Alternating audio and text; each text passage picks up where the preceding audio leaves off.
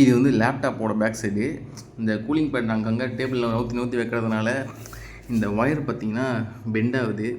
வேணா ஒயர் வந்து அவங்க கொடுக்கும்போது ஷார்ட்டாக கொடுத்துறதுனால அது வந்து பெண்ட் ஆகுது. சார்ஜரையும் அப்பப்போ இழுத்து இழுத்து வைக்க முடியல.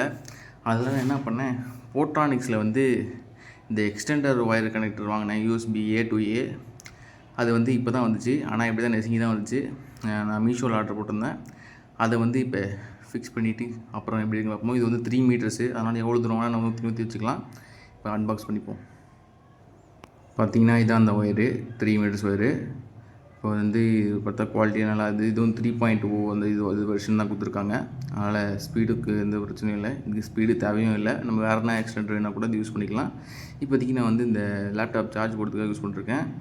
எதுக்குன்னா ஸ்ட்ரெயிட்டாக லேப்டாப்லேயே ப்ளக்இன் பண்ணால் அது வந்து ஏற்கனவே இது கேமிங் லேப்டாப் சார்ஜ் அதிகமாக போகும். இன்னும் சார்ஜ் அதிகமாக போவேன்னு சொல்லிட்டு தான் இது வந்து நான் ஸ்ட்ரெயிட்டாக என் சார்ஜரில் ஃபோன் சார்ஜரில் கனெக்ட் பண்ணிட்டேன். அதனால் அந்த பிரச்சனைக்கு இல்லை. இப்போ வந்து இதை ஃபிக்ஸ் பண்ணிக்கலாம்.